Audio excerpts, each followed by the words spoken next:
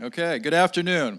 I'm Ed Gallagher, President of the American Scandinavian Foundation, and I'm very pleased to welcome you to our headquarters, Scandinavia House, the Nordic Center in America, for today's symposium, The Once and Future Arctic, organized in collaboration with Columbia University's Earth Institute, and bringing together Arctic researchers, activists, and scholars to discuss our changing polar climate and how we can meet the needs and future challenges of the Arctic. You've just been watching some reindeer herding that's actually going on live as we speak up in Norway, which is pretty exciting. It's being streamed on NRK, and we'll be showing it also during the break. And I think you might hear from some of our speakers a little more about it. For those of you unfamiliar with the ASF, the Arctic has been an important area of interest to us since we were founded over 100 years ago. The ASF has supported numerous fellowships for Arctic research, since our opening, Scandinavia House has been the scene of dozens of programs dealing with the Arctic. The ASF, it probably is worth mentioning, was first incorporated in 1911. It has served as the leading cultural and educational link between the United States, Denmark, Finland, Iceland, Norway, and Sweden. It was designed to meet the needs of its time through fellowships, internships, and publications, as well as a wide variety of educational and cultural programs. Today, this programming takes place here at Scandinavia House, which was opened in 2000 to serve as a forum and a meeting place for Americans, Scandinavians, and people from all over the world. Over 2 million people have come here since we opened to attend a wide variety of programs: films, symposia, concerts, children's events, and exhibitions. Recent exhibitions have included those that dealt with Arctic subjects, including Sami stories, the art and identity of an Arctic people, Borrowed Time, Icelandic artists look at the Arctic, and The Friendly Arctic, Stefansson's Legacy. Our current exhibition is Independent Visions, Elaine Scherfbeck and her contemporaries from the collection of Atheneum, the Finnish National Gallery, and it opens tomorrow in our galleries, and I encourage you all to come and see it. It's a beautiful show. Today, however, it really is an exciting event, and I'm delighted to welcome the distinguished speakers who will address a variety of issues concerning the Arctic, a region of rapidly occurring change and even more rapidly increasing importance. I want to express my great thanks to all of our speakers, some of whom have traveled a great distance to be here, and it's terrific to have you all here. The symposium has been in planning for a very long time, and from the very beginning, Olav Orheim has been a key part of the planning process. I thank him heartily, as I do Stephanie Furman and Peter Schlosser of the Earth Institute, who have played crucial roles in planning and arranging today's program. I also want to thank Ellen Bergte-Rongli, Council General of Norway, and her fellow staff, who have been very helpful in pulling this all together.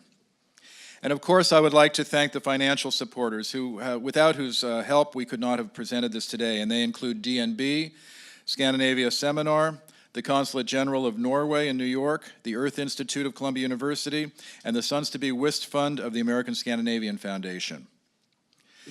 The Earth Institute of Columbia University has been a dynamic and resourceful collaborator in planning this conference, and I would like to invite Peter Schlosser of the Earth Institute to say a few words. Peter? My name is Peter Schlosser. I'm the Deputy Director of the Earth Institute. I thought I'd just give you a very quick feel for what the Earth Institute is. The Earth Institute is Columbia University's entity for sustainable development. In essence, we are looking at the complex issues that are related to where we are heading as a global society on this overcrowded planet. The Earth Institute is made up of about 800 members, and they are coming from about 16 different disciplines, and that is reflecting that tackling some of the issues that we are dealing with really needs expertise from a wide variety of backgrounds, from the science, engineering science, public health, etc. Of course, the Arctic is one of the hotspots in terms of global change, and so some of our activities are focused around that. We are both looking at a scientific understanding of the dynamics that's playing out in front of us, but we are also looking at what kind of solutions and responses to these problems can we actually imagine and can put forward. And finally, we have a strong program, and this will come out in this symposium, on how to communicate the problems and try to actually solicit actions on them. So it's a great pleasure that we can partner here with the Scandinavia House and all the other partners that Ed already mentioned, and to hopefully give you a broad brushed picture of what are we seeing in the Arctic, to which extent do we understand it, where do we see the Arctic move in the future, and where do we see not only the need, but also the opportunity for action to minimize the negative effects of the presently ongoing rapid changes in the Arctic. So welcome and thank you. Thank you, Peter. Before we move on, I just wanted to mention 2 housekeeping notes. First of all, we ask that you put all of your cell phones on silence or mute and keep them there until the break. And secondly, each panel will include ample time for questions from the audience. We ask that all questioners be brief and try to keep your questions simply to questions and go no longer than 2 sentences if possible. And now it's time to move into our first speaker, Dr. Olav Orheim, who I already have mentioned, a great friend of the American Scandinavian Foundation and one of Norway's most eminent climatologists and glaciologists. Dr. Orheim has held leadership positions in a wide variety of international polar research organizations and was director of the Norwegian Polar Institute from 1993 to 2005. And from 2005 to 2012, he was the head of the International Polar Year Program. He also served as the Vice President of Scientific Community on Antarctic Research, as well as chair of the Regional Board of the International Arctic Science Committee. Dr. Orheim has completed more than 30 field seasons in the Arctic and Antarctic and authored over 80 research publications and a number of books on topics ranging from Norwegian glaciers to polar history. He has spoken here at Scandinavia a number of times to a very enthusiastic response, and again, I thank him for the role that he's played in bringing about today's symposium. I now ask you to join me in welcoming Dr. Olav Orheim. I have the pleasure of being the one who's sort of setting the scene for you, and in that sense, I can talk almost what I want to say because all the experts will come afterwards, and those are the ones you're going to be confronting. But I shall try to tell you a little bit about what the title says, what's happened in the Arctic, looking back and getting us up to the present. So that's basically the theme. And I will set the scene. I will talk about the Arctic Council. And of course, it's very apt that we are here now in New York and in the US, because as probably all of you know, the US have had the chairmanship now for 2 years of the Arctic Council. And at some point there was talk about having this meeting at the beginning of the chairmanship period. Perhaps we should say today that it's very good that it is at the end, because so many things have happened in the last few years. So this is very different talk from what it would have been if it had been in 2013. And now I'll talk a little bit, finally also, a little bit on what was happening to the view of the Arctic from other countries, not from the Arctic countries themselves. A very brief overview of my talk, which I will then substantiate hopefully, is that we are now seeing in the recent years climate warming leading to increased accessibility, leading to increased commercial interest, leading to political drivers. That may be the short version of my talk. Now, getting into the substance. But before I say anything else, let me just use 2 slides to say what is the Arctic. And that may be almost wasteful to do in this audience, but talking about this beforehand, maybe there are 1 or 2 people who don't know all the facts about the Arctic. So I'll give you a very quick look at a couple of things. And the first one is this: the Arctic, as normally is defined, there is more than one way, is defined as a temperature thing. And you see the red line going around here. This is where the summer temperature of the warmest summer month is less than 50 degrees Fahrenheit. So we're talking about the cold region of the world. That's the definition of the Arctic most used by AMAP, by the Arctic Council, by many others. It's not 60 degrees, which is down here. It's not the Arctic Circle, which is here, but it's actually where it's cold. Okay, so when it's getting warm on the Earth, then of course we're changing this whole Arctic area. In this cold area live only 4 million people. Because obviously, if you go back in time, this was an area where it was hard to live. It was hard to grow things. That's why very few people live there. So in that sense, it's a very, very marginal part of the world.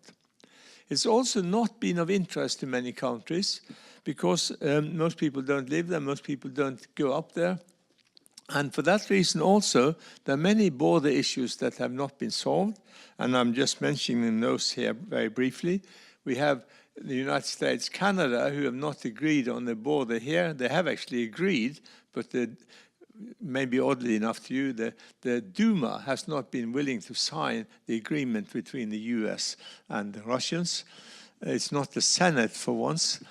Then we have the US-Canada issue, which is both the issue of who owns the right of going through the North Passage and the right of free access, but there's also an issue of drawing the line between Canada and the United States out here because the US doesn't accord with the United Nations law of the sea. And then we have a tiny trivial issue which will be solved between Canada and Greenland/Denmark, which is a small island here called Hans Island.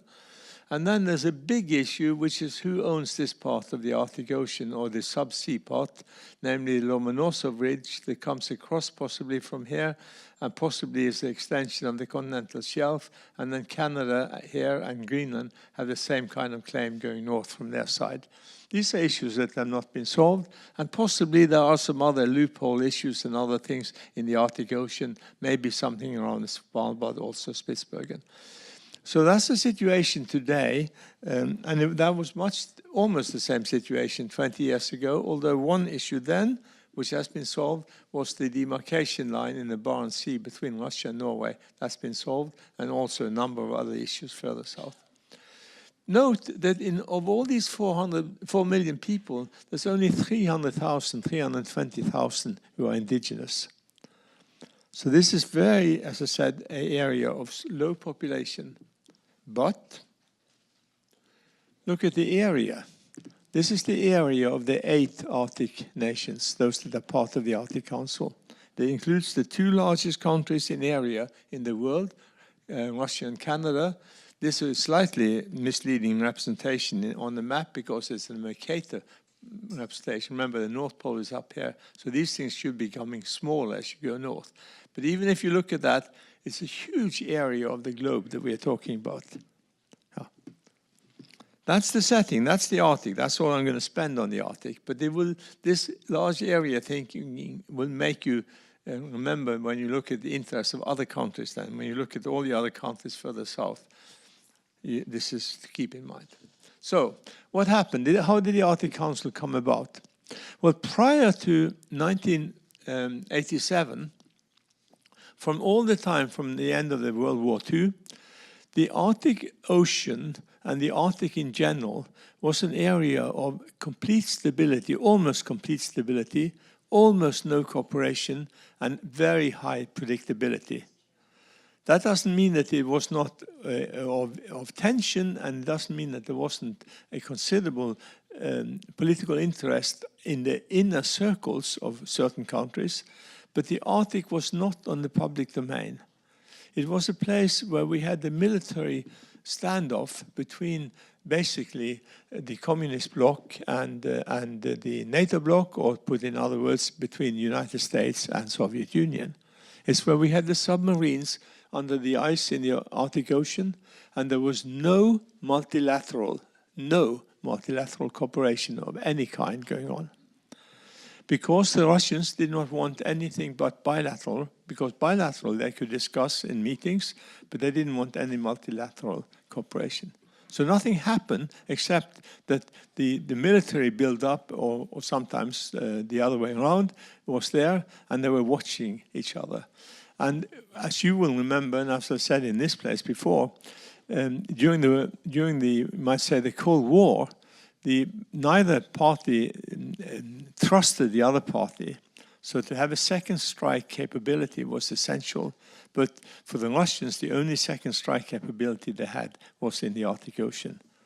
The US also had the B-52 bombers flying around with atomic warheads. And we all remember, many of us at least, old enough, Dr. Strangelove and all that story.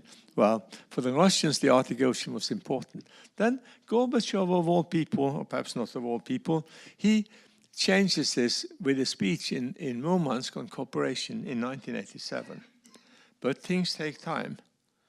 And then we had something called the Arctic Environmental Protection Strategy in 1991 as a result of the breakdown of the Soviet Union. And then 5 years later, 10 years after the beginning, then we have the birth of the Arctic Council in 1996. That's why it's 20 years ago or so now. Now, when the Arctic Council got established, it got going with various kinds of working groups, particularly 6 well-known ones that had a good agenda growing all the time. And eventually, quite recently, they formed the first binding agreements. In this period, for many, many years, it was work as usual. And in 2003, as an aside, I will mention that in Norway, our foreign minister then decided to have a white paper on Arctic policy, and we did the first public investigation on northern policy in Norway in 2003, and I was honored to be the chairman of that work. And we, at that time, interviewed people from other countries. We also looked at climate change, and we very much underestimated the speed of climate change. And also in 2003, we overestimated the interest in other countries. When we talked to American leading politicians, basically the answer was they never heard of the Arctic. And I'm, of course, talking now in black and white. There were very knowledgeable people sitting in Washington who knew all about this. But if you're talking about high-level people, they were basically not interested in the Arctic. It was not a security issue, and there were other things. Oddly enough, it was not quite the same when we visited Moscow. In Moscow, there were people sitting, the head of the Duma, etc., who were actually very detailed knowledge about the Arctic. So in Russia, the interest and the knowledge was there also at high level, but not in this country, not in 2003. And as I said, climate change was underestimated. Then this starts changing. A big climate change happening was in 2007. I'll get back to that briefly. And that opened up for the thought that the Arctic Ocean can become accessible and ice-free in much faster and maybe in much larger extent than expected. And a very important meeting was held in Ilulissat. Prior to that, a number of countries had been talking about the Arctic issue. France, UK were 2 of those countries. In the European Union, there were people who wanted to have resolutions about the Arctic. And there were discussions what to do about this ocean up there, which some thought had no ownership. That, of course, was very contrary to the thinking of the coastal states around the Arctic Ocean. And so they met, nearly all of them foreign ministers, in Ilulissat on the west coast of Greenland, and they made this agreement which says basically we have enough things in place, we don't need any outside interference. And as I quoted words here, this is the declaration is to block a new comprehensive international legal regime to govern the Arctic Ocean. We don't need that. But note that in this work, not all the members of Arctic Council was there. There were 3 who were not, because they were not coastal states, and especially Iceland did not like that very much. And also there were no indigenous parties to this discussion who are permanent participants in the Arctic Council. They were not there. So there were some who didn't like this process, but it certainly was very important. And as I said, this is happening when we are seeing Arctic climate change taking place. And I've taken along 2 curves which are well known for those who follow this. This is the amount of sea ice in the middle of the winter at the highest maximum sea ice, which comes in March. And as you can see, in million square kilometers, and I guess we have to divide that by 2.5 or something to make into a million square miles. But you see how this has been reduced almost consistently down to now 14.5. Remember, the scale 0 is below the floor here. But it's a systematic pattern, even though there are variations from one year to another. We have here a long-term trend with some other variations on the annual or biannual scale. That's the winter maximum. Even more dramatic is the situation in the summer. This is here from 8 million square to down to, in the most extreme, 2012 so far, it was down to below 4 million square miles, half the area that we had only 20-some years earlier. A very dramatic, and the scale here is slightly higher in area.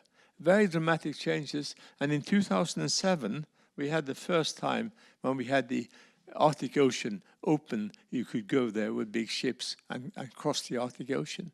2012 was even more dramatic. This is the 17th of September 2012. Colored is ice. And here we see Greenland. We have North America over here, Norway, Russia.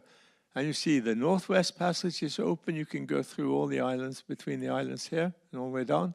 And you can go across the Bering Strait. And even you could go north of all the Russian territorial waters across to the North Sea.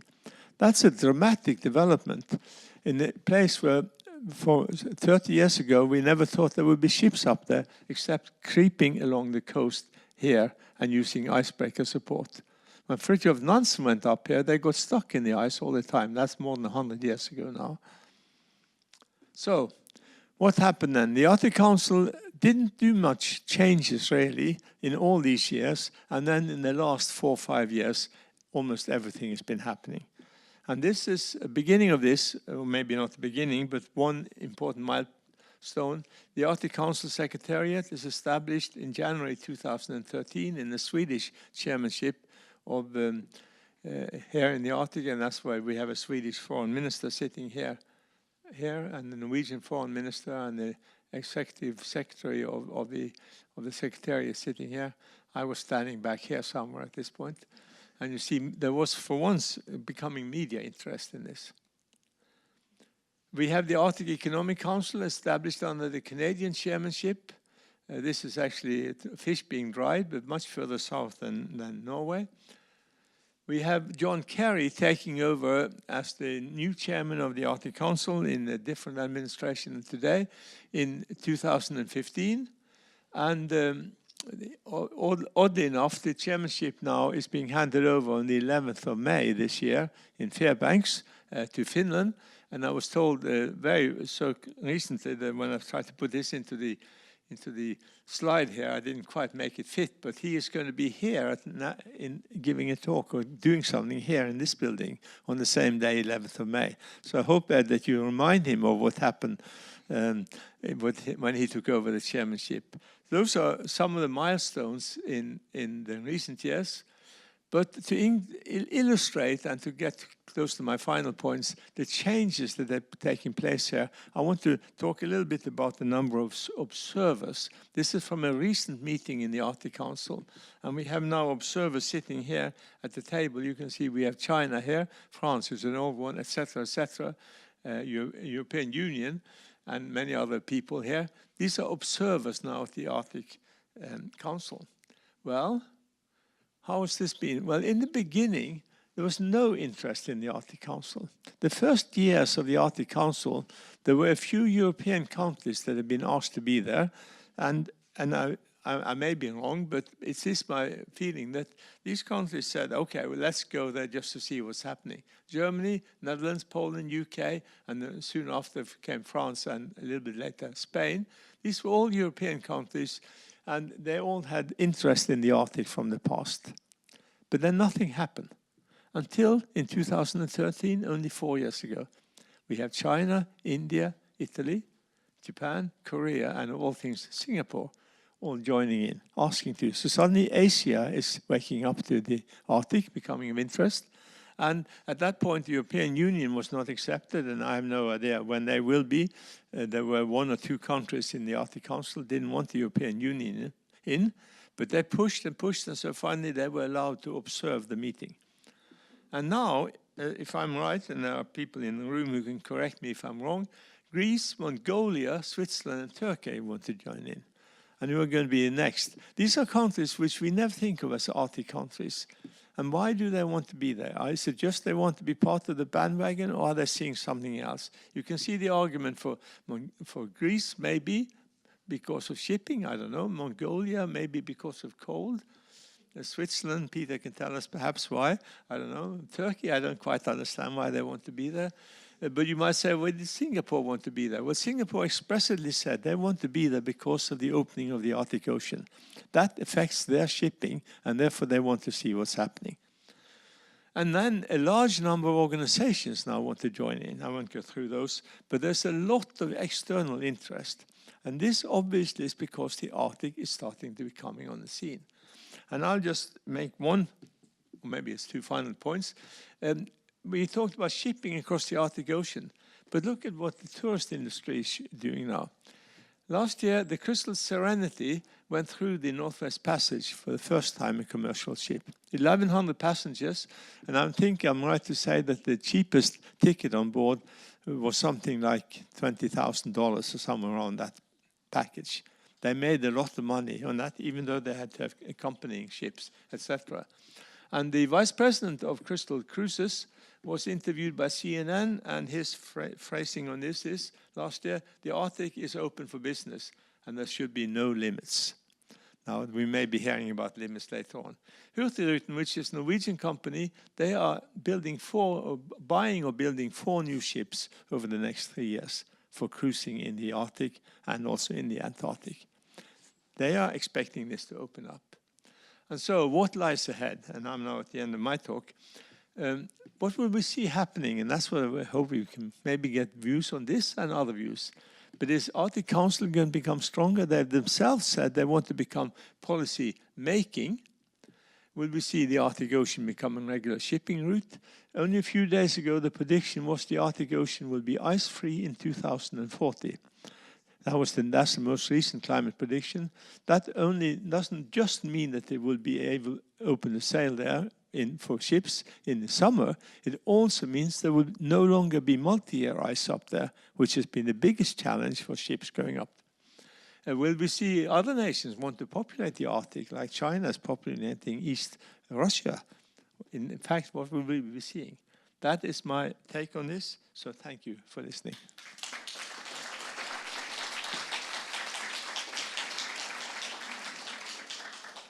And in this program, the plan was that we should not have many questions for me, we should save some time, but if there's something you think no following person can answer, I'd be happy to answer. She was asking, I didn't mention, sorry, yes, I didn't mention, I think I've written one place, Denmark/Greenland. Denmark is one of the parties to the Arctic Council, and indeed it's Denmark who makes the foreign policy for Greenland. But in very many cases, it's Denmark is there because of Greenland. Yes. Yes, but I think that one is probably going to be answered by the IMO. Of course, is an overarching international maritime organization, and they made a number of things related to the ocean and the other international agreements on the ocean. There's no specific agreement on pollution as such in the Arctic. But one of the 2 binding agreements made by the Arctic Council very recently was one on how to handle oil pollution in the Arctic and how to prevent oil pollution in the Arctic. So they made that kind of agreements, but there are overarching agreements on how to behave in ocean waters in general.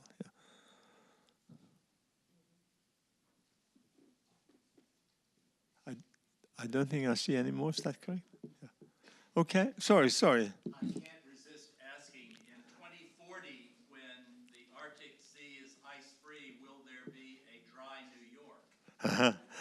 Well, that one I think I can answer, and because my background is glaciers. Now there are other people who can answer this one too, but the reality is that if climate warming is the way that practically all scientists actually agree on the basic situation, we will see a rise in sea level. Let me start there.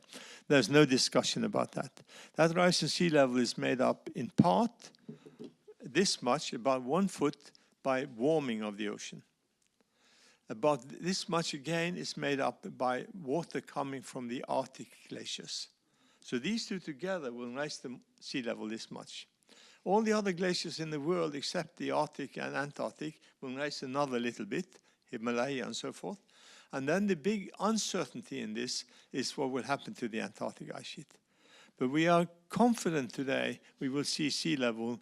Sea level researchers, glaciologists, predict it's not going to be less than 2 feet, and we may be unlucky and maybe as high as 8 feet by the end of this century. Not 2040, but by the end of the century. And that is a huge variation. And 6 feet would be hard to handle in New York. 2 feet would be hard to handle. 8 feet would be basically almost impossible. Yeah, I'm sorry to say that. Yeah. Sorry, yes? I noticed that Korea is on that list. Yes? Is that North Korea? No, sorry. That was my abbreviation to put things on the slide. North Korea has never been involved in anything in the Arctic. Korea is a big and active partner in many polar research activities and other things. So this is South Korea. Yes. Okay.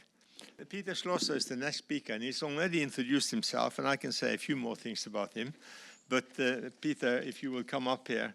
He's at the, as he told you, he's at Columbia, and where he's the Morris Ewing and Lamar Wursel Professor of Geophysics, which is a very prestigious place to have that title.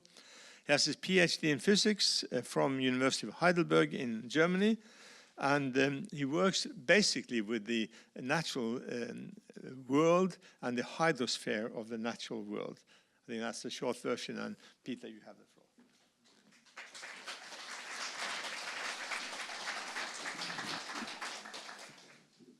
Thank you, Olav.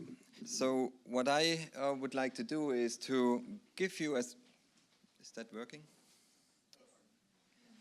To give you a sense of where we are right now in the Arctic system and where are we heading.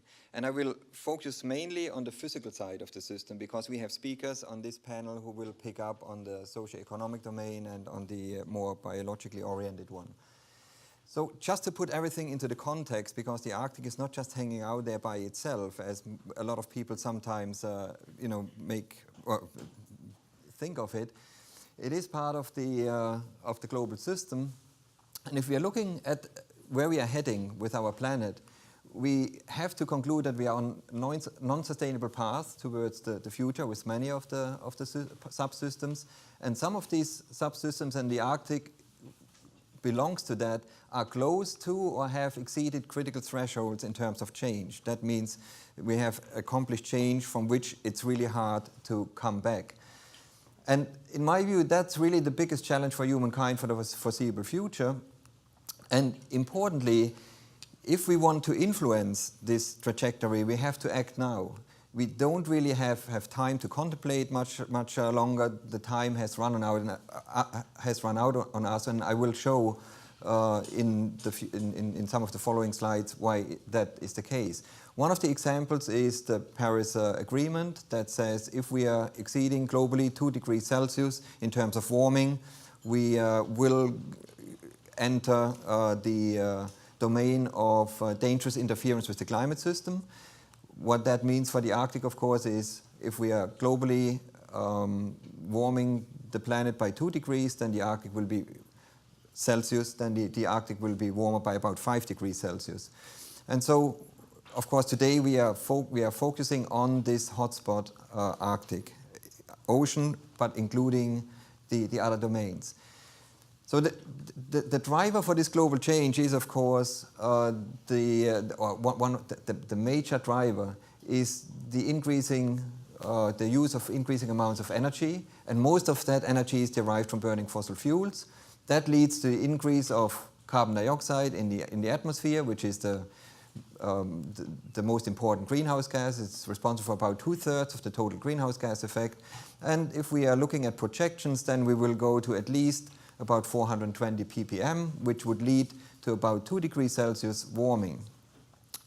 And so that's the number to which the Paris accord, actually, or climate agreement, wants to hold us. And as I mentioned before, this would actually mean, because there's an amplification of 2 to 3 in the Arctic, that we would have 5 degrees Celsius warming in the Arctic. And that is a very, very big signal. Here you just see how our energy consumption is increasing as a function of time. We are moving towards the consumption of about 80 terawatts, which is the equivalent of running about 15,000 nuclear power plants. So we are really consuming energy at an extremely high level.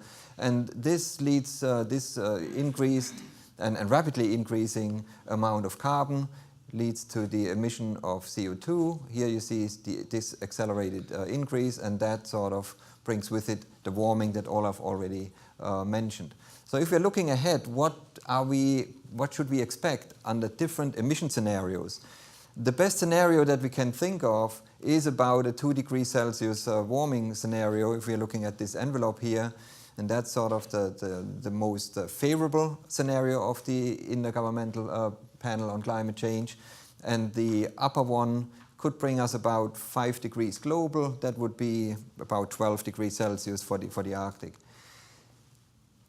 Here you see for 2015, 2016, the temperature anomaly that is caused by anthropogenic actions. And you can see most of the planet actually is warming. There are some areas that year by year might actually see a little bit of cooling, but you also immediately see where most of the warming is taking place. It is in high northern latitudes, and the amplification factor is between 2 and 3. That's represented in these warm colors here. So I will now show a few findings that scientists have consensus on, and that was sort of discussed at a meeting that was focusing on an Arctic that is 5 degrees Celsius warmer, assuming that we cannot get below 2 degrees Celsius globally, that this is the best we can do if we even can reach that. And don't try to read all of that. I will just focus on a few key statements that came out of this. One is that through our global emissions of carbon dioxide and other greenhouse gases, we have committed the Arctic to substantial future warming with concomitant dislocations.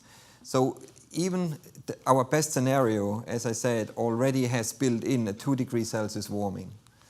And the other one that I would like to highlight is that if we are not acting now and implement mitigating actions, then the Arctic will continue to change dramatically from being, as we all imagine it, wide, ice-covered and stable, to a new state that will be unstable, with less ice. It will be difficult to predict in terms of the interactions. It will have most likely abrupt changes, and there will be global responses. And you will hear more of that as we are going through our speaker list. In essence, we actually are really moving to a new system state in the Arctic, a state that we have not seen before.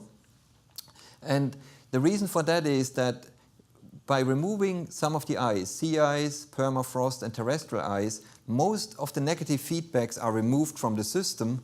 And if you're looking down here, we only have positive feedbacks. That means that process of change will just keeping reinforcing itself. So here, I just will now show you very quickly a few of the phenomena that are manifesting themselves. This is a well-known picture of how the Arctic is warming. So all these red colors show warming, and we are right now at about 2 degrees Celsius or so, which is about a factor of 2.5 above the global average. We are pushing, so this is a little bit, you have to follow that for a moment. So what we have here is the water column in the Arctic Ocean. Here is Siberia, here is Alaska, here's Bering Strait, here is Fram Strait. And these are the upper 300 meters. That's where the warm water from the Atlantic is pushed underneath the sea ice cover. And if you are looking at that, what is plotted here is the increase over recent decades compared to what we have seen over many decades going back to the middle of the last century. And so what you see is we are warming the sea ice cover from the top, we are pushing more heat underneath the sea ice cover, and we already have seen that figure. As a consequence, the sea ice cover is shrinking in extent and in thickness. And this is one of these figures Olav had one up that was more colorful, but it shows that large parts of the Arctic sea ice cover have disappeared in summer now at the minimum extent. Projections show that under the best circumstances, right now we can expect to keep about half of the sea ice. If we are emitting more than this best scenario, then we could lose virtually all of it. And the time frame by which this is happening is sort of the middle of the century to the end of the century. Looking at Greenland, somebody asked a question about how wet or dry will New York be. Sea ice will not do anything to the sea level because it's like an ice cube in a water glass. If you melt it, it will not change. But of course, if you melt glacial ice, and Olav already mentioned the glaciers, this is of course the biggest glacier, an ice sheet, then you have this sea level effect. And if you're sort of looking as time goes on, we are actually melting under summer conditions on average more of the surface of Greenland. And there was actually one day a few years ago where the entire surface was actually was a few days, the entire surface was under melting conditions. But here's the trend. We are actually melting more glacial ice. And you can actually see some of these expressions. The meltwater is puddling, it's going into these crevasses called moulins, and it actually penetrates from the surface all the way down to the bedrock, and that makes this more slippery, so we could actually get nonlinear effects, and the ice sheet could deteriorate much faster than we had imagined. We also know from studies of the bedrock underneath the Greenland ice sheet that there were periods of time in the Pleistocene, that's the past roughly 2.5 million years, where the climate went up and down in glacial, interglacial cycles. There were periods where the ice sheet was melted back to about 10%. Now, if we would do that now, we would have about 7 meters or 20 feet of sea level rise. So that is the full potential that's sitting up there, and we have to keep that in mind, that this is a possibility. It's not imminent, but we cannot exclude it either on longer timescales. We are seeing impacts. We already have seen the sea routes, but the sea routes that are opening, sea level. Here I picked Florida because everybody knows the New York situation, but you know there is quite a bit of danger there. But also infrastructure, we will see more in the following talk, is starting to literally fall into the ocean because the permafrost is deteriorating. Now, what are possible responses to that? Because we are sort of trying to not just paint a picture of what is happening, but in order to be effective, we also have to think about how can we deal with that. And the same group that wrote this white paper for the Arctic Science Ministerial last year came up with a set of recommendations, of which I only will pick 2. One is, there is no one picture of what the Arctic should be and should look like. Different stakeholders want the Arctic to look different as we are moving into the future. Some want to keep it more like it is. Others want to, for example, if you're interested in shipping, you're not that interested in regrowing ice. So there is a divergent interest in the stakeholder community about which state the Arctic should be in for their best interests. So we have to figure out how to get a consensus on what is actually the state of the Arctic we should aim for. The other one is, if we really want to hold at about 5 degrees Celsius warming for the Arctic, 2 degrees global, then we really have to start now to deploy measures for deep decarbonization of the global energy system. A lot of the changes we see in the Arctic are driven by global action, and we need global action to halt them or to reverse them. This cannot just be done by the Arctic nations. And this includes not just stopping completely to use fossil fuels, but it needs something that we call negative carbon emissions, which means we have to re-extract some of the CO2 that's in the atmosphere back out. Now, is that actually possible? That is animated, shouldn't have been. And it goes through the whole thing again. So we actually can think about 2 mechanisms of global cooling. One is carbon dioxide reduction or removal. The other is solar radiation management. I just will quickly look at this one and move towards the end of the talk. The question is, can we really do that? And the answer is, yes, we actually can manage carbon in the atmosphere in principle. The science behind it and the engineering has been proven. But in order to really take it back from the atmosphere through adsorbing mechanisms and then permanently store it underground or as part of mineralization of rocks, we have to upscale. And what that means is we really have to have the will to invest heavily now. Because if we wait another 10, 20 years, it will be too late. So here we do actually have scientific answers, but we now need the political will to translate it into action. And what that could do, for example, if we would take some of the CO2 back out of the atmosphere, is one could reverse the trend of the sea ice cover to decrease and foresight disappear, which would happen under the high emission scenario in a so-called greenhouse world, or we can bring it back in a 2 degrees Celsius world. And I just close with a few perspectives. I believe that and many of my colleagues agree with that, sustainable development is probably the biggest societal problem that we have right now. Arctic change is an important component of the more general global change. It's integrated into that set of questions that we have posed to ourselves and have created for ourselves. One major cause are anthropogenic emissions of greenhouse gases, and we know in principle options to solve that, to hold it and to regulate them in the atmosphere, but the clock is ticking fast and we are running out of time very quickly. Thank you.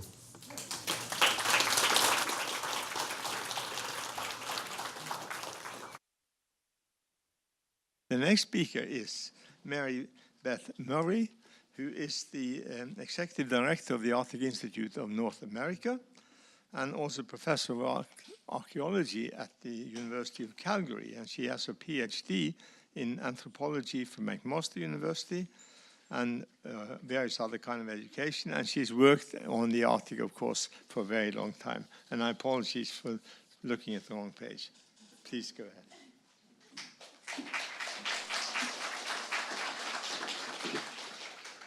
Well, thank you very much for inviting me today. It's a real pleasure to be here. I've worked with colleagues across all the Scandinavian countries, and some years ago I had the pleasure of living and working in Sweden, so this is really a treat.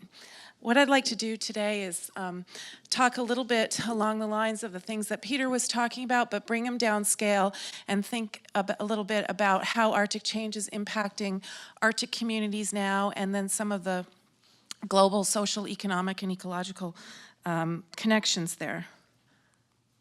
So first, and we already talked about this a little bit, but I think it's important to remind ourselves how big the Arctic actually is, roughly 14.5 million square kilometers. It's generally ice covered. We hope it will stay that way. It includes all of the countries that were mentioned here, as well as Spitsbergen. And there are different ways to define it. So we heard about defining it according to the temperature gradient. You can also define it by the tree line or the Arctic Circle. One of the most important things about the Arctic is the cryosphere. So already we've heard a lot about sea ice, but there are other important components of the cryosphere that make the Arctic unique. The freshwater, lakes and river ice, the permafrost, the glaciers, and the ice sheets. And I always like to show this slide of permafrost, which shows you the distribution of permafrost on land and under the sea across the northern hemisphere. And I live in Alberta now. I used to live in Alaska. And Alberta, which is kind of considered mid-continental, actually has quite a large amount of permafrost. And I always like to show that to people in Alberta to remind them that even though they might be thinking that they're far away from the Arctic, they actually have it right under their own feet. So the political and maritime boundaries, the Arctic is a complicated place, and so as we think about dealing with the current changes and future changes, that involves not just coming up with solutions, but figuring out how we're going to work across these different political boundaries to come up with common agreements for moving forward on dealing with and responding to change. And I just show this one slide here that shows the different maritime boundaries so that you can start to think a little bit about how complex it is just to regulate something like ship traffic through Arctic waters. as was mentioned earlier, the indigenous population of the Arctic is small, but I think it's important to acknowledge and recognize that it's extremely diverse. So this map shows us all of the distribution of indigenous peoples around the Arctic, and every single one of those colors represents a different language or language group. So we're talking about an ethnically heterogeneous population, and in many parts of the Arctic, you know, the indigenous languages are still the first language, and indigenous culture is strong and vibrant, but facing a lot of real challenges. And I'm going to talk specifically about Canada today, but I think some of the things that I'm going to say are, you know, applicable to people across the Pan-Arctic region. So a little bit about population and economy. In addition to the great diversity of indigenous peoples and languages and non-indigenous peoples, we also have a real differential distribution of people around the Arctic. So if you take a look at the slide on the left, you can see that the Canadian Arctic, which is, let me point her here. The Canadian Arctic here has virtually, by comparison to the rest of the North, no population. Nunavut Territory, which is an Inuit homeland territory, has a population of about 37,000 people. The university where I work has a population of about 37,000 people. Yukon Territory is about the same, 35,000. NWT, Northwest Territory, is about the same. So the Canadian Arctic as a whole is still sitting at around 100,000, less than 100,000 people. If you compare that to the Russian Arctic, it's quite different. And if you look at the distribution of populations, this is Alaska over here, you can see that we have some big urban centers in places like Alaska, in Iceland, in Arctic Scandinavia, in the Russian Arctic. Not so much in Canada. The largest community in Canada is Iqaluit, and it still sits under about 8,000 people.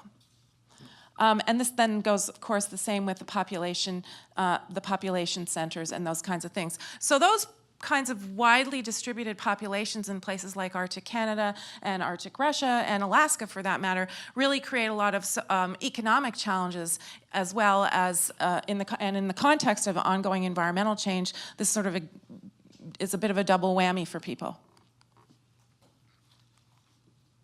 So how is the Arctic changing? So we've seen a few slides about this already. I think it's important to acknowledge that it's not just the physical things that are changing in the Arctic, temperature, sea ice, thickness, those kinds of things, but actually there's quite a lot of concurrent ecological change and a concurrent social change.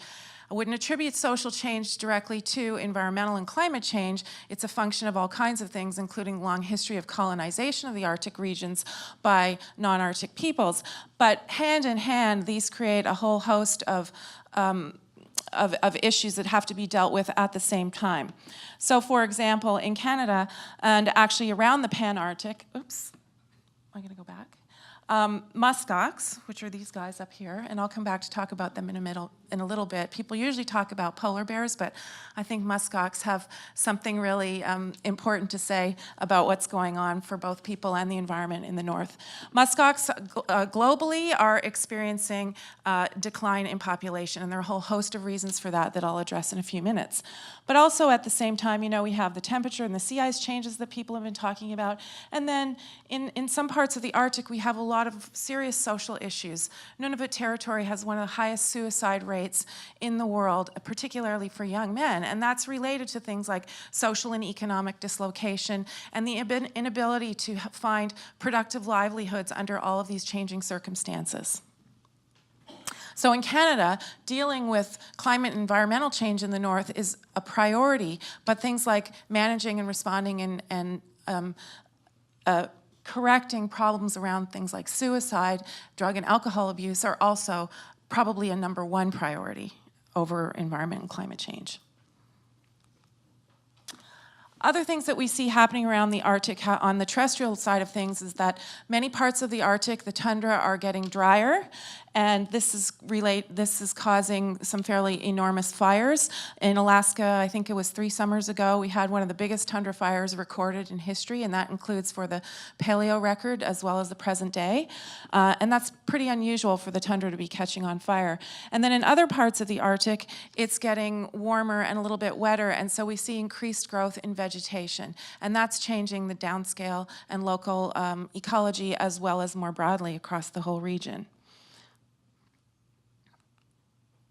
Permafrost. So permafrost, I think somebody showed a slide earlier about how permafrost temperatures are increasing, and we're seeing permafrost thaw around the Arctic, and this is very well documented.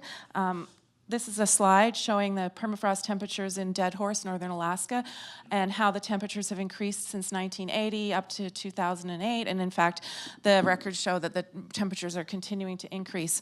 So permafrost thaw is actually a fairly significant economic issue for the Arctic countries. This is what happens when permafrost under your highway thaws. This is the parking lot at the University of Alaska Fairbanks, where a big permafrost wedge thawed out and the parking lot collapsed. And then the other thing that happens in the context of permafrost thaw in the lakes is that it releases methane. And so the thawing permafrost from the tundra is also contributing to the greenhouse gas emissions, and there's quite a lot of potential for significant emissions from underwater permafrost, subsea permafrost, as it begins to thaw. And this pattern is the same. This is alert in northern Canada, and you can see an even more dramatic increase in the temperature of permafrost. So we've already heard quite a bit about Greenland, so I'll just skip over that. I think everybody understands that. And then quite a bit already also about sea ice loss, and so I'll move. I won't spend any much time on that. I do want to talk a little bit about the relationship between ocean and atmosphere. You know, we've had now the warmest winter on record, I believe, for 2 years in a row in the Arctic. We've had temperatures in excess of 30 degrees above normal in the wintertime, and this is really unprecedented. So what are the big questions that we have, as whether we're scientists or whether we're people who live in Arctic countries or people who live in the Arctic parts of our countries? I think there's a number. Peter touched on, you know, the fact that in a 2°C world, most of the Arctic is going to be sitting at 5 degrees C. That's a huge, huge change. How is this going to impact the Arctic communities? How will this impact global communities? Is it irreversible? I think there are some solutions, but again, it was going to require a lot of political will and a lot of social capital. And so can we project future scenarios? Can we think about ways that we can improve our decision making? And in this context, I think it's really important for us to remember that the Arctic is populated, and it's populated by Indigenous peoples as well as non-Indigenous peoples. And we each have our own ideas and priorities about what constitute pressing issues that we should be addressing now and further down the road. And certainly in Canada, in recent years, there has been a move within the federal government to acknowledge that it is important and absolutely necessary to have Indigenous voices involved and making decisions about what kinds of strategies will be used to manage the Arctic. So I'd like to talk a little bit about some of those. So I'm sure everyone has the message now that all of these things are connected, right? What happens in the cryosphere, what happens in the climate has an impact on ocean ice and weather, and what happens to the ocean and the ice and feeds back to the climate processes and all of those things contribute to whether or not we have sustainable northern futures. We already see a lot of downscale impact on northern communities. So for example, there's some indication that we're getting increased numbers of storms and increased severity of storms. It's not entirely clear, but what really matters here is that the loss of sea ice is increasing the impact of those storms in northern communities. So you have a greater storm heave onto the coastline, exacerbating coastal erosion, which is a problem if your community is situated on the coast. This slide down here is a picture of Muskox, Alaska, which is pretty far upriver. Muskox has been flooded more than once as a result of big storm surges where there's no longer any sea ice to dampen the surge, and this is happening all over the coastal Arctic. In Canada, in the community of Ulahuktuk, we've done some coastal modeling, and really most of Ulahuktuk, if we don't do something to either move that community or create some kind of storm surge barrier, most of that community is going to be eroded within the next 30 to 50 years.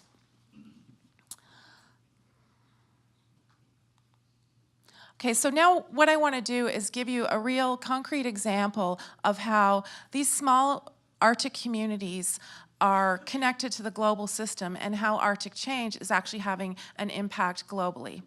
So I'm coming back to my friends, the muskox here.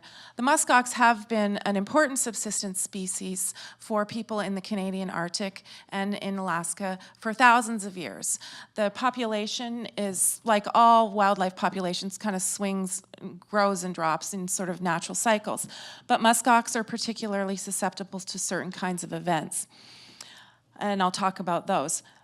Muskox in the last 30 or 40 years have actually become an important commercial species for Inuit in Canada's Western Arctic. Inuit harvest muskox, they sell the muskox fiber, which is processed in places like Greenland and Peru and turned into some of the most expensive fibers you can buy on the earth and sold as a luxury product. In Banff, close to where I live, there are stores there that cater specifically to wealthy tourists that sell muskox products, muskox scarves, sweaters, and things. New York City is one of the bigger markets for this luxury wool product that comes from muskox. Okay, the other thing that Inuit people in Canada have been developing as a commercial enterprise is the sport hunting of muskox. And this is actually a very lucrative activity. Hunters come from around the world. They hire and work with Inuit guides. They're out on the land. It brings a significant amount of income into these communities. A single muskox hunt might bring one Inuit guide upwards of about $25,000. So in a community of 300 or 400 people, if you've got 8 or 10 people working as guides, this is a really significant proportion of the economic inflow into that community. So there's sport hunting, there's guiding, there's muskox wool harvest. And the interesting thing about this is that these activities involve multiple countries. They involve small-scale commercial enterprises in Canada, in Greenland, in Peru. So what's been happening with the muskox? Well, the muskox are experiencing serious decline, and there's a number of reasons that are associated with that. Number one is, as we see changes in the moisture regime in the Arctic, there are changes in the weather and increasingly warm winter temperatures. We're having events that we call rain on snow. That means in February, it rains for 3 or 4 days, and then the temperature drops, and then it freezes, and the thick ice crust develops on top of the snow. Muskox can't break through it to the winter feed that's under the snow, and they starve. And in 2003, 20,000 plus muskox starved to death on Banks Island. And these events are increasing. There's been a 7% increase per year in rain on snow events across the Canadian Arctic and in other parts of the Arctic. There was a huge rain on snow event in Arctic Scandinavia and Arctic Russia this last winter that killed thousands and thousands of reindeer, same sort of a problem. So this decimation of the muskox population through rain on snow events has also been exacerbated over the last decade by the movement of new parasitic species into these regions that didn't exist before and to which muskox have no natural resistance. So the muskox hunt has now been banned. Commercial hunting has stopped. Muskox fiber collecting muskox for fiber production has stopped. This has shut down the local economies in communities in Canada. It's affected economies in Greenland. It's affected economies in Peru. And it's affected access for people to these different kinds of products which are unique and special to the Arctic.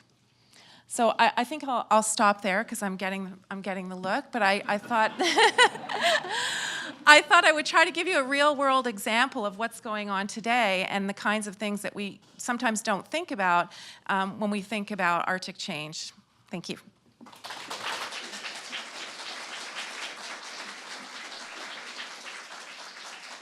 Thank you, Maribeth. And we do want to leave some questions for you and for others. So, Julia, if you start walking up here, I'm going to be even briefer. She has a doctorate from University of Oslo. She's been at Harvard and at Berkeley in her career, and she's now at the Statistics Bureau in Norway as a researcher. Go ahead. It's a great honor to come here to the American Scandinavian Foundation. And I'm very pleased to take part in this exciting symposium. And for me, it's especially nice that I have a completely fresh new report, The Economy of the North. Well, you know, it takes a long time to produce statistics, so it says 2015, but it's brand new now, 2017. Yeah. But we have long. But remember, it was the same with the previous one, so we catch up with all the years. So what I would like to do today is, in just a few minutes, to give you a broad overview of this large topic. This report is carried on under the Arctic Council, the Sustainable Development Working Group, and we are very pleased it's a circumpolar report. The editors are based in Norway and in cooperation with the GRID-Arendal of Quebec, Canada, and it is carried out in cooperation with a large network of researchers and statisticians across the circumpolar north. So I'm fortunate that I have like a big treasure chest to present results from. So let's see. Yes. So the purpose of this report is to give an overview of the economy of the North. The Arctic Council first started to make the very important reports on the climate, the environmental change. So then there was a perceived need to give an overview of the economy and the socio-economic living conditions of the North. So this is the background for the report. Well, it's always difficult to get funding for this type of projects, but we were so fortunate that the Norwegian Ministry of Foreign Affairs have mostly financed it with the contribution from Nordic Council of Ministers and then AMAP, the Arctic Monitoring and Assessment Program. I just come from their conference in Washington, D.C. now. So we must especially mention AMAP and this important cooperation in the Arctic Council and the Norwegian Research Council. Well, this is the time of thanking all the sponsors. That's a very important part of it. And it's the third time we do this report, and we hope we can continue to do it in the future. As I said, we have a large network of statisticians and researchers from the circumpolar countries. And just a few words that summarizes the glimpses I will give you in the next slides. You know, what is so fascinating when we look into the economy of the North is that the economy of the North in a very important way is different from when you do the usual economic statistics from everywhere else, because the economy of the North is entirely nature-based.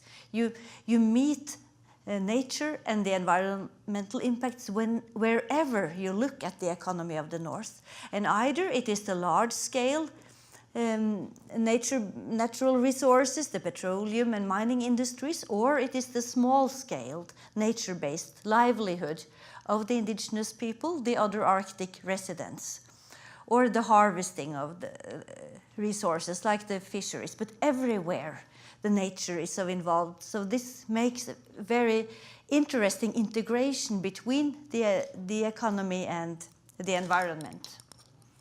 And then we immediately see the impacts on the living conditions of the people living in the Arctic.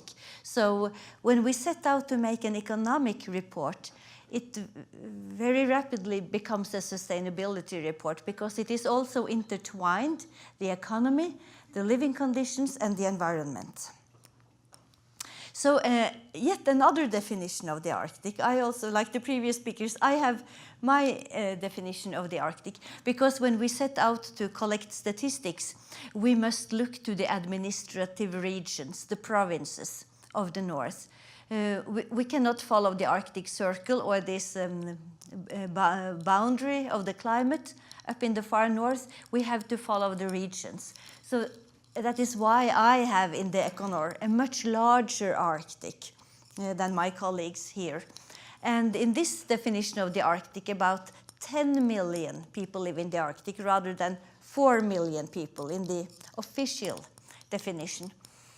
But these definitions are always subject to change and discussion. And since we did the previous Econor, Russia changed its definition of the North. So Khanty-Mansi, this large oil-producing region, is no longer a part of the Econor. So next time the map will shrink a bit. But this is the situation we had today. So now we jump directly into the economy of the North. What is this figure showing? Okay, down here, all the bars represent the regions on the map on the previous slide.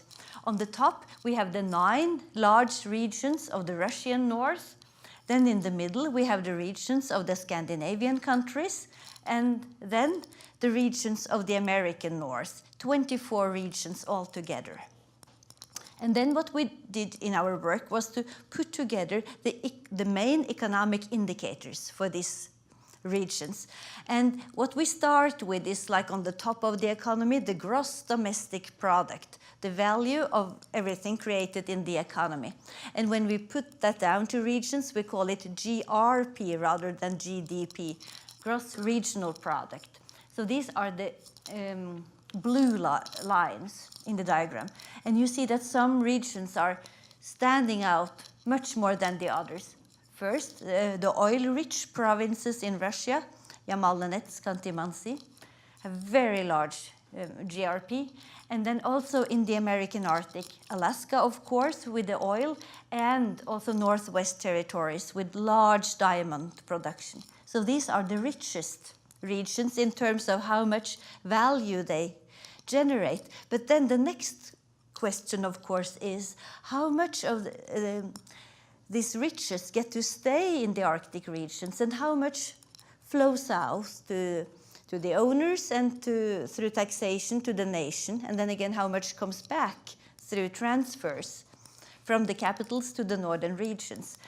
And these are the green lines. This is what we call the disposable income. This is the after-tax income you have on the personal household level. And these lines are much shorter. So that means that a lot of money flows from the north to the south of the respective countries. So this is sort of very interesting point of departure for discussing the standard of living in the northern regions. And I will return to that in a moment, but I will give you a few glimpses of the main economic sectors of the north. First, we look at the economic growth. So this bouquet of lines here, this is the growth in GDP in the different Arctic countries. And what we sort of here highlighted, since it happened since our previous report, is the economic crisis around 2008. You see that all the Arctic nations took a dip in their economic growth, but such a large variation.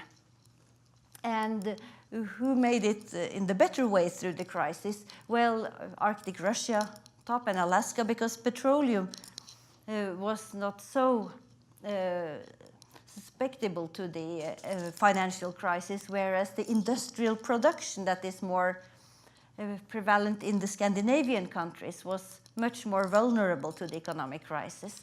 So this is like the basis to discuss the economic prospects of the different Arctic regions.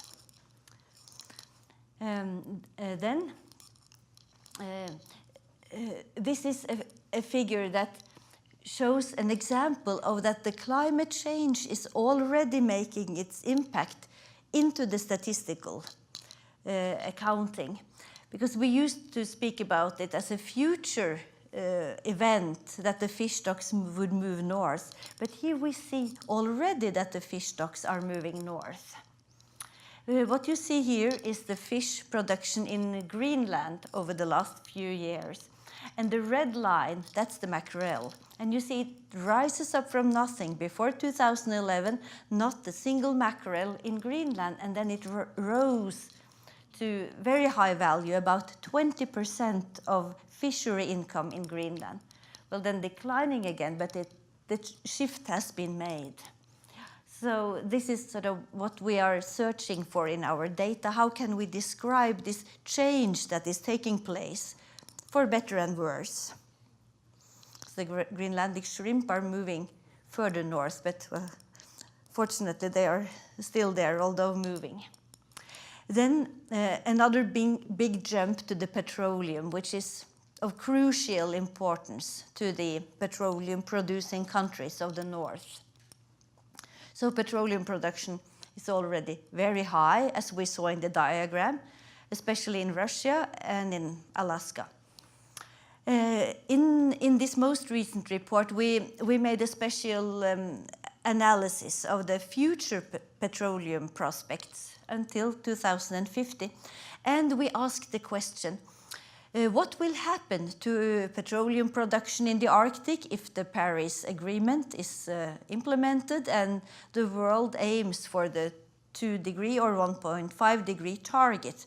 Will it only be bad news for Arctic petroleum production, or seen from the perspective of the oil producers, will there be some good news? Well, what we found out in our analysis is that coal might be hit harder by this climate agreement, so electricity producers may want to buy gas instead of coal for electricity production, so there could be a large demand for natural gas. And since the Arctic has such large gas reserves, actually it might be an increase in gas production from the Arctic. You see these, the solid lines are the business as usual projections, and the dotted line are with the climate agreement. So sort of opposite of our first thought, actually the gas production might increase. But the figure for oil production shows then the opposite, that oil most likely decline, gas most likely will increase. Then we jump to the other side of the economy, to the tourism. Since there is so much attention on the increase of tourism in the Arctic. As you can see from this diagram, Iceland is the country in the Arctic that has the largest share of tourism in its economy. It is very difficult to measure tourism because you can't exactly say what are tourists and what are residents traveling. But the statisticians agree on how to make these approximations to give assessment of the economic importance of the tourism. And this is only what we call the direct contribution to tourism. If you look at all the all the indirect economies following from tourism, the numbers will be about 3 times higher. If you look at all the other services delivering into the tourism. And for example, in Norway, the tourists used to come in summer to the north to see the midnight sun, but all of a sudden, very rapidly, a large change happened. And now, especially Chinese, but also from European countries, tourism come in winter to a large extent to see the northern light. So it's a very interesting shift and very potential, very promising for the potential for also more sustainable industries. Then to the socio-economic living conditions. Jumping right into this diagram. As I said, you know, it's the large discussion. What is the economic benefit remaining in the Arctic regions? And as I showed previously, we look, of course, at the money income, the money you have left after tax from your work. But this doesn't say the whole story about the standard of living of the community. So this is why we look at these so-called social indicators. These are statistics that we find are highlighting very important aspects of the standard of living. For example, the population growth, the life expectancy, the level of education. This is what we call economic dependency, that says how many people have jobs compared to unemployed, and also what we call the female rate, that is the rate of women in the population, because in many communities of the north we see an out-migration of women seeking education and employment further south and not returning to the north. So this female rate being high is a very important indicator of the health of the community. that it has jobs and opportunities. And then we make this, what we call the spider web diagrams for all the regions of the Arctic. And the idea is sort of the larger is the spider web, the more favorable are the living conditions.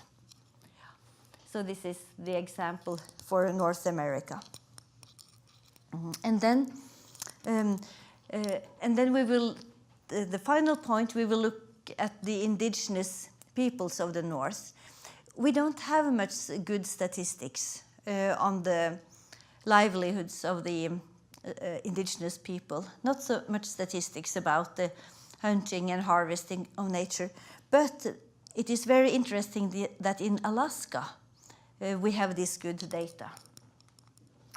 So this is the figure we have for Alaska. In fact, Alaska, it is mandated by law to have these surveys where the researchers and statisticians travel out the community and record, ask people how much salmon did you catch, how much other fish, hunting, and so on, and very carefully detailed into the different types of animals. So that's how we have this very interesting picture that translates directly from the biodiversity of nature into what the people eat. So salmon is the largest species that's most important for the harvest of the country food in Alaska. And then you see the distribution of the other animals. And in the chart to the right, it is the regional distribution within Alaska of this hunting and fishing of the different species. So the picture clearly emerges the importance of salmon in the coastal community and the land mammals in the interior communities.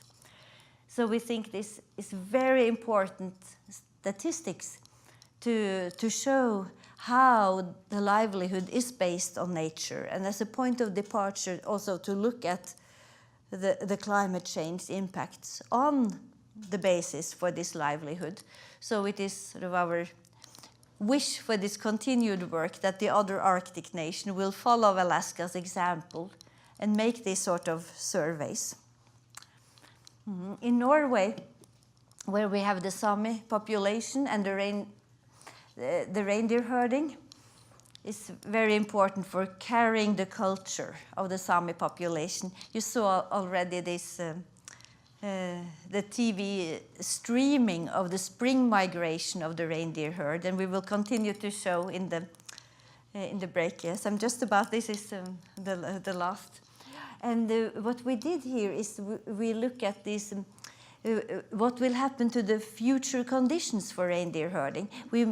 We have this model tool to make maps to show how different impacts, like here, this is the impact of infrastructure. We have similar maps for land use change, for climate change, how that impacts the conditions for reindeer herding in the future.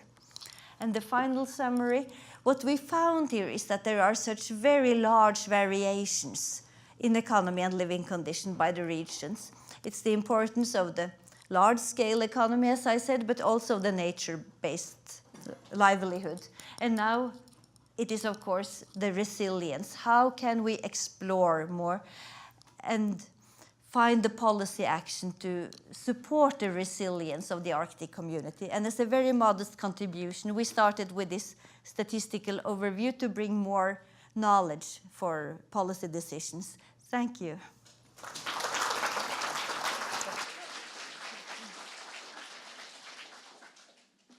So these are not fake facts, but real facts.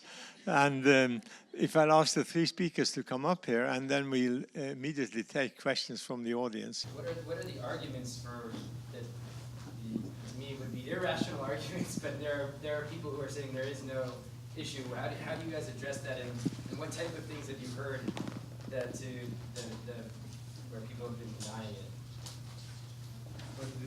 Quick answer. Well, there are two quick points to that.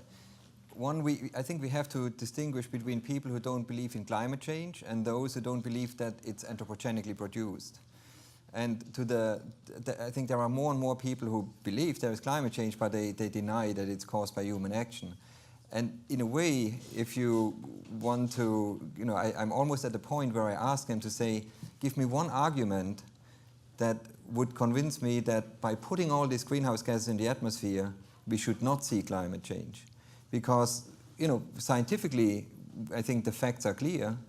So, you can put the ball back into their court and say, tell me why this should not happen. When all the evidence from the past is that it does indeed affect the climate, yes. Other questions or comments? I have a question. Yes, please, go ahead. Dr. Schlosser, you mentioned this carbon dioxide extractor, CO2 extractor. How practical is that? I have no idea how big an extractor is. You put it on the roof of every building. How do you employ that technology around the earth? So what has been shown is that the principle works, and there are, on a small scale, there are units that are running. There are actually several spin-offs of academic entities that are doing that. One of them is Global Thermostat, one is an Arizona State University institute. The upscaling can be done in two ways. You either take places where you sort of extract a lot of it in fewer units, or you do it in multiple amounts of smaller units. And the estimates that I know from people who are experts in that say that if you do it globally and extract everything that we are emitting right now, which is not what we need for the Paris Agreement, there we need less. But if you wanted to take everything back out, you would need about 3 million of units that are about half a shipping container. Now, 3 million is, of course, always a big number. But if you look at how many million cars we have moving around, how many million shipping containers we have sitting in different places, and keeping in mind that you can actually extract these things out of sight, then technically it's clearly doable. I think the big question is if society and decision makers find that acceptable, or if they are willing to implement it in view of what the result can be. Okay. Yes, please.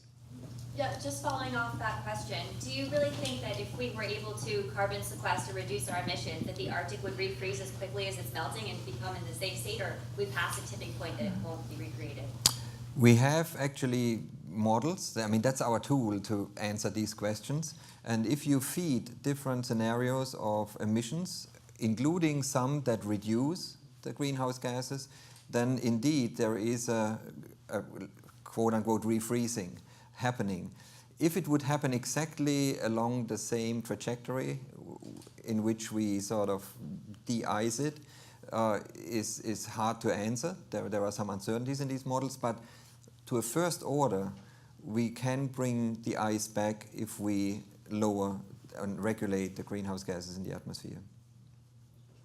But it's going to take a long time. Yes, yes, yes. Other questions? Decades, yes. Yes. I saw on Dr. Schlosser the slide that said that the Arctic thaw makes it harder to hunt for oil. Why does it make it harder? I mean, the oil is under the water and the earth on the bed of the ocean. I think you're referring to one of the pictures I had in the impact slide. That was something that came in the New York Times as a consequence of the release of the Arctic Climate Impact Assessment in 2004, I think it was. And what they said is that if you are exploring oil recovery on land, the thawing permafrost makes it more difficult to move infrastructure around. It was not referring to the ocean or subsea. Mm-hmm. We'll let Bob answer that one. You want to say more on it now, Bob, or do you want to do it later? Okay, because he was the chairman of that report. Yeah. Other questions here? Yes, please. I have a question for Dr. Murray. I'm Canadian living in New York, lived outside of Canada for 30 years at the UN. And my question is, do you feel that the average Canadian, and Canadians are basically on the American border, the most of our population, do you feel that Canadians actually connect with our North in terms of understanding why the northern communities are Before you answer, will you repeat the question, because I don't Right. think people in the back. So the question was, do most Canadians who live within, a stone's throw of the U.S. border actually connect with Canada's north and Canada's Arctic peoples? And I would say no, they don't. And, I think this is a classic Canadian myth that we have, which is we are northern peoples and we are rugged and we do all these things, but the reality is no. It's one of those reasons why I live in an oil and gas province.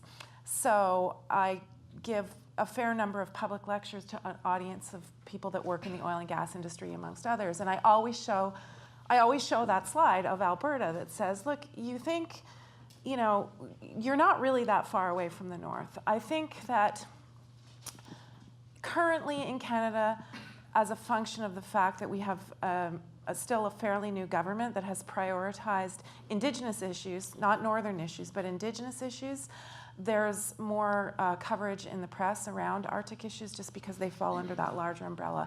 But the average Canadian, their idea of north is 2.5 hours away from their home at their summer cottage. Okay, maybe that's a good place to take coffee break, because there will be. Okay, we'll take one more question and then we'll take coffee break. More about the Muskox. I just came from a 3-hour session at my university this morning about the interconnectivity, sustainable-wise, of like there's a tennis shoe that has 35 parts, and then one woven in Peru that has the whole top is woven as one piece. How is all this happening now that they're trying to cut down on the destruction of the Muskox? So Just repeat a little bit of the question again, because again, I don't think they heard it. Right. So if I understand the question, it was about how changes in muskox harvests are impacting the connectivity of these activities that lead to one product and it's having a huge impact. And the one thing that I didn't talk about is it's not just the climate and health related issues that have reduced the harvest, but there are also a lot of regulatory issues that exacerbate the problem. So for example, in Canada, it's difficult to move a muskox product from one territory to the other because we don't have free trade agreements between our provinces. And then, yeah, I know. I know this is a topical matter. And then the same thing with moving products of fur-bearing animals outside of the country into South America and places like that. There are regulatory frameworks that deal with how animals are butchered and all of those kinds of things. So dealing with animals that are hunted in the wild. So there are a whole host of issues. So the minute that you pull away the profit-making aspect of it, the pressure to change regulatory frameworks and everything goes away. So this is having certainly immediate impact in Arctic communities and impact on businesses and those kinds of things in other places. Yeah. And from talking to my colleagues who actually work in the muskox field and work in these areas, it's not foreseeable that this will come back. I think the muskox are probably, I'm sorry to say, but I think they're probably on their way out.